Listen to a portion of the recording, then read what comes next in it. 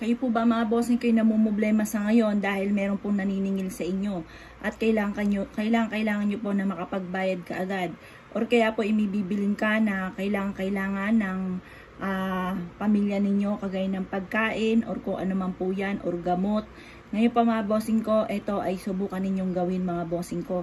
Magsindi ka mga bossing ko ng dilaw na kandila. Kasi ang dilaw mga bossing ko ay nag-a-attract ito ng kasaganahan ng pera mga bossing. Tapos mas maganda pa kung ikaw ay merong bulaklak na makukuha ng kulay dilaw, mag-alay ka sa inyo pong altar. Kahit yung mumurahin lang. Ngayon pa mga bossing, kasi ang dilaw sa altar at dilaw na kandila ay nag-a-attract ng swerte sa pera. Ngayon, gawin nyo po ay ganito mga bossing ko.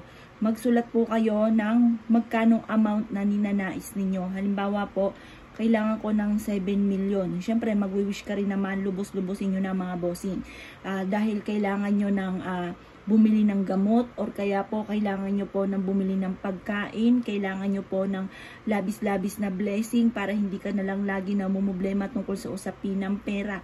Ganun po ang inyo pong laging sasabihin.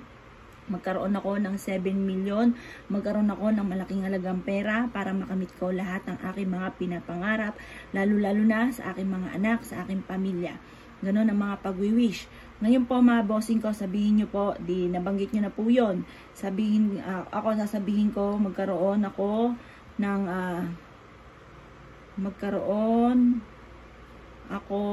agad. Magwi-wish ka rin naman, lubusin nyo na. Magkaroon ako agad ng 7 million. Tapos sabihin nyo po dito, magkaroon ka ng masaganang pamumuhay at kailanman na hindi ka na mamumblema tungkol sa usapin ng pera. Ganun po mga bossing. At pagtapos nyo pong isulat na lahat ang gusto po ninyo mga bossing ko, lalagay nyo po yung pangalan po ninyo at ipilido sa pinakababa at pipirmahan nyo po ito. Ngayon, kapag ka napirmahan nyo na mga bossing ko, mas mainam, uubusin nyo tong ating kandila. At yan po mga bossing ko ay magbibigay ng liwanag tungo sa ating tagumpay. Tapos itong sinulat natin ito, mas maganda, isabit nyo po ito mga bossing ko sa inyo pong pintuan ng main door, or kaya po mga bossing ko, kung may dilaw ka, kasi kapag dating sa usapin ng pera, dilaw ay the best mga bossing ko pagdating sa usapin ng pera. Kung may dilaw na sinulid or tali, itali nyo po ito mga bossing ko sa inyo pong main door. Para ito po ay panawagan para kaagad kang magkaroon ng pera at hindi ka lagi namumblema tungkol sa usapin ng pera.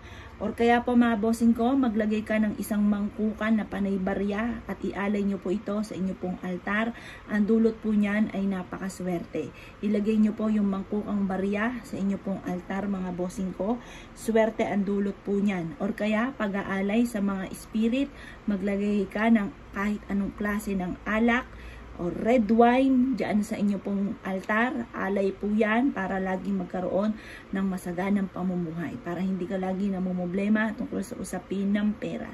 Subok na po ito, napakaswerte dito mga bossing, kaya ako ikinaniniwala at naisyo po itong gawin. Good luck po sa inyo pong lahat.